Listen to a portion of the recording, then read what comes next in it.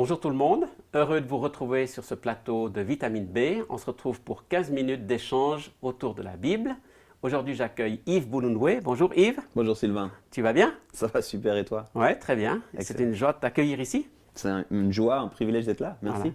Tu es quelqu'un qui aime la Bible, tu la lis de temps en temps? Ouais, Ça t'arrive? de temps en temps. Voilà. C'est un peu lié à ton travail? Aussi, c'est vrai, c'est vrai. Quelle est ton occupation principale? Alors, en termes professionnels aujourd'hui, le titre c'est pasteur.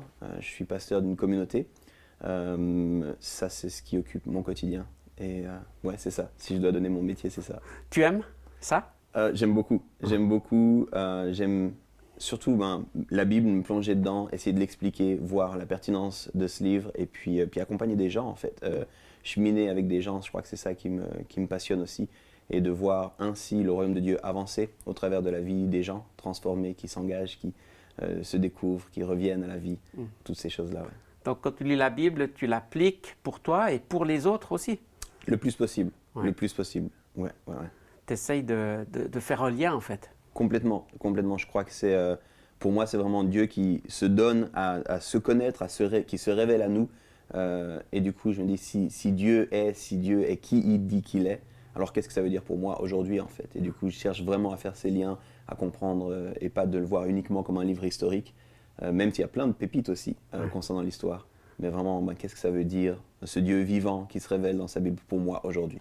Tu n'as pas l'impression que c'est un livre qui est compliqué? Il y a des gens qui peut-être n'osent pas s'y plonger. Hein? Alors, c'est un des livres sans doute les plus complexes. C'est en même temps le livre le plus vendu, le plus lu de l'histoire du livre.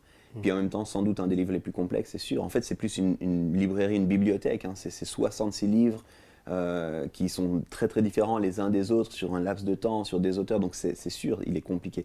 Mais compliqué ne veut pas dire forcément inintéressant et compliqué. Derrière les choses complexes, il y a beaucoup de beauté aussi. Et il y a des choses qui sont accessibles. Plein de choses. Voilà. Plein de choses, ouais. Donc tu as choisi un texte à partager avec nous, c'est Oui. lequel? Alors on le trouve dans l'évangile de Jean au chapitre 4, le verset 14. Alors je vais le lire. Volontiers. Jean 4, verset 14. En revanche, celui qui boira de l'eau que je lui donnerai n'aura plus jamais soif, et l'eau que je lui donnerai deviendra en lui une source d'eau qui jaillira jusque dans la vie éternelle. Alors de quelle eau est-ce qu'on parle? Oui, c'est intéressant. Moi j'appelle ça l'eau qui étanche notre soif spirituelle ou même notre soif existentielle, on pourrait dire aussi. Ouais, c'est plus que l'eau pour Beaucoup boire. plus, beaucoup plus. Jésus, c'est Jésus ici qui parle. Et puis il est en fait dans une rencontre assez surprenante dans le contexte dans lequel ça se passe. Il rencontre une femme à un puits qui est venue chercher de l'eau, justement, l'eau qu'on boit tous. Voilà. Et puis dans l'échange, il lui dit ça. Moi j'ai une autre eau. J'ai une autre eau et puis cette eau-là, elle va étancher une autre soif du coup. Et puis c'est une eau, il y a cette notion d'éternité dans ce que tu viens de nous lire. Cette eau, elle va jaillir et puis elle va porter du fruit à quelque part où elle va avoir un impact sur l'éternité aussi. Donc il y a une discussion à deux niveaux en fait. Complètement. Ouais. Complètement. Mais ils se rejoignent quand même? Au début, c'est difficile. Ouais. Au début, si on lit le contexte, la femme ne comprend pas trop ce que Jésus veut lui dire. Oui. Mais au fur et à mesure de l'échange, qui n'est pas si long que ça, c'est comme si elle réalisait qu'il y a quelque chose de plus. Voilà. Et j'aime beaucoup cette idée-là. Elle était affairée à ses besoins concrets, présents, juste là, avoir de l'eau pour boire. Et puis Quotidien, quoi. Exactement. Ouais. Puis Jésus la rejoint en même temps dans cette réalité du quotidien. Puis en même temps, c'est comme s'il élargit la perspective. Puis il dit, il y a une autre eau qui est disponible. Il y a autre chose que tu désires, même si tu ne le sais pas encore. Il y a autre chose de quelle tu as soif. Et puis moi, j'ai cette autre chose. Alors comment tu l'as décrit cette autre chose, toi, aujourd'hui? Ouais, alors écoute, dans mon parcours, il y a j'ai fait pas mal de philosophie. Ouais. Et Blaise Pascal parle notamment d'un trou dans notre cœur qui a la forme de Dieu. Et pour moi, c'est ça en fait, c'est ces questions existentielles qui nous préoccupent tous finalement d'une façon ou d'une autre, le sens de la vie, pourquoi est-ce qu'on est là, qu'est-ce qui se passe après la mort, trouver du sens aussi aux événements qui arrivent, la maladie, des choses comme ça. Et puis il y a comme une recherche profonde, existentielle, métaphysique, dépendra qui en parle. Et pour moi, c'est de ça que Jésus parle ici. Où il dit, mais moi j'ai ces réponses à ces questions profondes que vous vous posez, qui sont là. J'ai quelque chose, puis c'est pas juste quelque chose de théorique. Quand il parle de l'eau, c'est quelque chose qui va vous remplir, puis qui va jaillir jusque dans l'éternité. Donc c'est aussi quelque chose de très concret, même si on est dans des sphères qui ne sont pas forcément palpables. Voilà. Et c'est ça qui Parce qu'il parle dans un domaine spirituel. Alors aujourd'hui, comment on peut goûter à cette eau? On en parlait plus tôt. Ouais. Je pense que la Bible est un endroit qui peut nous rassasier. Une fois qu'on a surmonté peut-être le côté difficile ou le côté où on ne comprend pas toujours tout, je pense que la Bible, c'est un lieu. Je pense que la Bible, elle nous invite aussi à une relation avec Dieu personnelle, notamment dans la vie de prière, dans cette réalité de la méditation, dans le fait d'inviter Dieu, en fait, ici. Et dans notre quotidien, de l'inviter dans ce qu'on vit, et puis de s'attendre à lui. Je pense aussi que cette eau, elle s'expérimente dans ce qu'on appelle la communauté, dans le fait d'être entouré par d'autres aussi, qui vivent ça, qui expérimentent ça. Et je dirais, des fois, ça fait un petit peu peur. On peut se dire, c'est spirituel, qu'est-ce que ça veut dire, comment c'est. Moi, je suis très terre à terre, quotidien, concret. Mais en même temps, il y a plein de choses qu'on vit de cette façon-là. Quand les gens nous parlent de rechercher l'amour, mais l'amour, c'est pas tangible. Je peux pas te poser l'amour sur la table, tu peux pas. Mais quand tu vois des gens amoureux, ça t'inspire de quelque chose. Tu dis, j'aimerais peut-être bien vivre ça moi aussi. Quand tu rencontres quelqu'un puis que ton cœur bat la chamade, comme on dit, il y a quelque chose qui se passe. Et je pense qu'au niveau spirituel, il y a cette réalité aussi qui n'est pas tangible, mais tellement concrète, dont on a tellement soif. Et je pense que voilà, la Bible, la prière, la louange aussi, la contemplation de la nature des fois, juste être face à la nature puis réaliser, waouh, ça me dépasse puis ça me ressource. D'être dans ce quotidien-là. Donc voilà des façons de goûter à cette eau. Donc ton quotidien, c'est de partager cette eau avec d'autres. Autant que possible. Tu as ton récipient, tu leur donnes à boire. Alors j'essaye, Ouais. encore une fois on en parlait avant, j'essaie de moi-même me remplir de cette eau. J'essaie de cultiver cette relation avec Dieu pour que, comme on l'a lu, que je puisse recevoir cette eau qu'il a à disposition. Et puis ensuite j'essaye de la retransmettre à d'autres. Est-ce que tu vois aujourd'hui des gens qui acceptent ce message-là, cette proposition? Oui, beaucoup. Wow. Beaucoup. Parce qu'on pourrait se dire, mais c'est fini, c'est de la vie histoire, la Bible, c'était il y a longtemps. Mais aujourd'hui, encore? On pourrait se dire ça, c'est vrai, mais ces besoins sont encore là aujourd'hui. Les gens ont encore ces questions aujourd'hui. Les gens cheminent, cherchent du sens. Et je dirais même, peut-être encore plus qu'avant. Il y a des événements au niveau mondial qui se passent, il y a des questions qui sont là. On est toujours confrontés. Je rigolais avec un ami qui me disait, justement, mais c'est un peu vieillot, c'est plus intéressant. Et je disais, il y a toujours des moments dans la vie où ces questions nous surprennent. Souvent, quand la mort atteint quelqu'un de proche de nous, d'un coup, on se pose cette question, qu'est-ce qui se passe après la mort en fait? Pourquoi est-ce que je suis là? Pour les jeunes qui arrivent dans l'âge adulte, finalement, le sens de la vie. Je peux chercher un boulot, beaucoup d'argent, des choses comme ça, mais c'est quoi le sens de la vie en fait? La maladie, c'est plein de moments, la naissance. Il y a des gens aussi, quand d'un coup ils ont un enfant, d'un coup ils se posent plein de questions sur la vie, sur tout ça. Donc encore maintenant, les gens ont cette soif, encore maintenant, les gens ont cette recherche. Et moi, j'ai l'occasion de vivre et de rencontrer des gens qui découvrent ça encore aujourd'hui. Puis tu t'occupes beaucoup d'une population jeune, je pense, qui est dans la recherche de ça? Oui.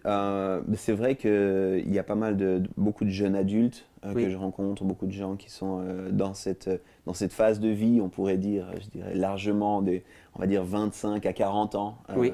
C'est une population, justement, toutes ces questions, ça bouillonne, on veut faire des choses, puis on est dans cette génération, on est dans une génération qui cherche le sens. On ne veut pas juste faire pour faire. Pourquoi est-ce qu'on fait ce qu'on fait? Et donc, j'ai beaucoup l'occasion avec cette tranche d'âge, c'est vrai. Donc, ton rôle, c'est un peu de leur donner un sens à ce qu'ils font ou les aider à trouver? Mon rôle, pour moi, c'est surtout de leur donner accès à Jésus, de rendre Jésus accessible pour qu'eux puissent aller chercher à cette source. C'est lui qui donne cette eau, c'est pas moi qui donne cette eau. C'est pas toi le sauveur. Non, je peux pas. C'est trop de poids pour moi et je suis bien incapable à ça. Voilà. Par contre, je peux pointer vers celui qui m'a sauvé moi, que j'ai vu sauver d'autres, et puis celui qui a cette eau justement. Puis leur dire, mais écoutez, vous cherchez ça, je comprends, j'ai aussi cherché ça. Venez, on peut chercher en partie ensemble, puis ultimement, vous pouvez aller directement vers lui, et puis il peut vous nourrir. Donc, tu as un rôle un peu d'ambassadeur, d'intermédiaire. Oh, j'aime ce mot. J'aime ce mot d'ambassadeur, Ambassadeur pour la réconciliation, ambassadeur pour une réalité qui est très présente, mais peu tangible. Et j'aime ça. Mais tu vois, peut-être aussi des gens qui sont déçus, qui ont essayé, puis qui ne trouvent pas la réponse. Qu'est-ce que tu leur dis? Comment tu fais avec ça? Ils aimeraient goûter à cette eau, mais ils n'y arrivent pas. Pas toujours. Hein. Il y a beaucoup de choses qui nous empêchent. Même si on voudrait goûter à cette eau, il y a beaucoup de choses qui nous empêchent. Les attentes, des fois, l'expectative. On aimerait que ça ressemble à quelque chose. Puis si ça ne ressemble pas, on est un peu déçu. On a l'impression Oui. que ça ne marche pas. Des fois, des blessures aussi. On a vécu des choses, on pensait, et puis d'un coup, quelqu'un nous a abandonnés, quelqu'un nous a fait un coup par derrière ou quelque chose comme ça, puis on se dit, si c'est ça, alors j'en veux plus. Beaucoup de blessures aussi par rapport simplement à l'Église. Hein. Je suis un pasteur, Oui. mais beaucoup de blessures aussi à l'Église, qui n'a pas toujours su accompagner dans des fois les situations compliquées, les situations justement de défis ou autres, et puis les réponses tout à fait noires ou blanches, ou il faut, des choses comme ça, puis des fois... Donc oui, ça arrive que des gens aimeraient, Oui. que ça ne corresponde pas, qui se trouvent comme empêchés dans cette recherche de cette eau-là. Mais j'aime bien dire que nous, encore une fois, que ce soit individuellement, que ce soit collectivement, que ce soit institutionnellement, on ne peut pas donner cette eau. Oui, c'est Mais ça. Jésus, lui, il peut. Ouais. Et j'encourage ces gens à retourner vers Jésus et à faire confiance à Jésus. Donc, encore une fois, ce n'est pas l'Église non plus qui sauve, ce n'est pas l'institution, le système. Non, non, non. Non, on n'est pas capable de faire ça. On n'est Ouais. pas capable. C'est ça. Ouais. Et puis l'Église, elle n'est pas parfaite non plus. Loin de là, C'est loin ça. de là. Ça se saurait s'il était parfait. Oui, c'est ça.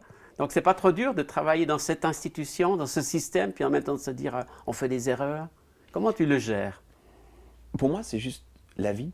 Ouais. C'est juste la vie. Je suis moi-même imparfait. Je suis moi-même en train... J'aime bien parler de l'équilibre. Je suis en train de rechercher l'équilibre. Puis la seule assurance sur l'équilibre, c'est que ce n'est pas statique. Donc des fois, je suis un peu trop à gauche, des fois un peu trop à droite, des fois. Puis l'équilibre, c'est justement naviguer ça, puis essayer d'être toujours un peu moins.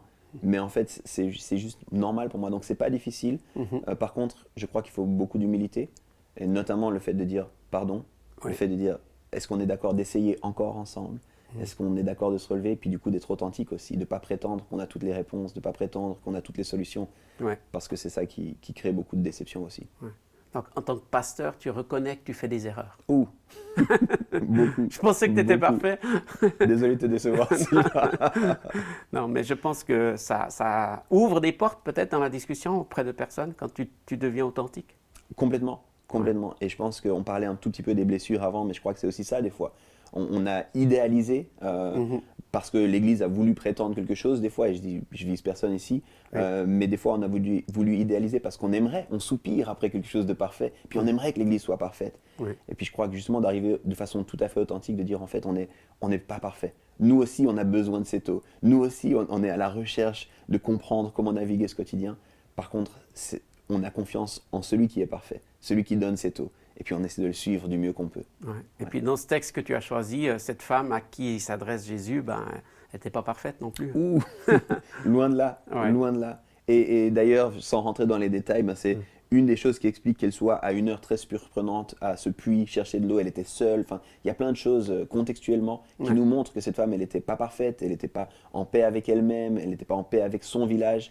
Mais à la fin du récit, puis ça vaut la peine d'aller le lire, elle laisse même ses cruches et elle court dans son village Ouais. pour parler de Jésus, pour devenir cette ambassadrice. Et je trouve ça fascinant. Jésus la rejoint au milieu de ses besoins à elle, de l'eau, très concret. Ouais. Et puis à la fin de la conversation, elle est prête à laisser ces besoins-là pour dire il y a quelque chose, il y a une soif différente qu'on peut étancher, puis je vais vous présenter celui-ci. Et elle n'a plus honte, elle a plus... C'est magnifique, c'est une histoire magnifique. Puis Jésus s'adresse à cette femme, il aurait pu choisir quelqu'un de plus important, hein? Peut-être, à nos yeux. Complètement, Ouais. complètement. Mais c'est ça aussi qui est surprenant et c'est qui est magnifique avec Jésus et avec Dieu et avec la Bible, c'est qu'il n'a pas peur de nos limites, de nos faiblesses. On n'est pas trop peu pour que lui ne vienne pas vers nous. Et souvent, il va à plusieurs reprises vers des gens qui, aux yeux humains, ne sont pas grand-chose. Mais il leur montre que pour lui, ils sont grand-chose. Donc cette eau, ça fait longtemps qu'il en parle Jésus, il y en a toujours? C'est ça, elle jaillira jusque dans l'éternité. C'est une eau qui est intarissable quand on va à la bonne source. Wow. Donc il y en a encore, ouais. Ça, c'est une bonne nouvelle. Hein? C'est la merveilleuse nouvelle. Ouais. Voilà. Ouais, ouais. Donc c'est la conclusion de notre émission, je crois, de dire que la nouvelle est toujours possible. Complètement. Toujours disponible, toujours possible, et on peut encore aller vers lui, chercher cette eau. Merci beaucoup Yves. Merci à toi, Sylvain. Chers amis, on est heureux de pouvoir partager ces instants avec vous. On espère que vous pouvez saisir aussi la vérité de cette parole et aller à la source, trouver cette eau, parce qu'elle est encore disponible aussi pour vous et Jésus en a en abondance.